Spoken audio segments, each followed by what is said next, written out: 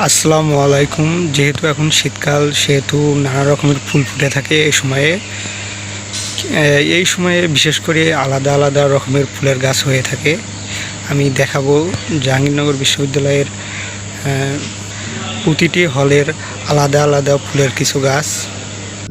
যেমন দেখলাম যে রফিক জব্বার হলের সামনে অনেক সুন্দর সুন্দর কিছু ফুলের গাছ লাগিয়েছে আবার নতুন করে, এবং শীতকালে যেসব ফুল হয়ে ফুটে থাকে সেগুলো গাছ বিশেষ করে লাগানো হয়েছে এবং অনেক সুন্দর ফুলগুলো হয়েছে দেখতে। তাছাড়া অন্যান্য গাছ যেমন গোলাপের গাছ, এই গোলাপের গাছ সত্যি অনেক সুন্দর দেখাচ্ছে।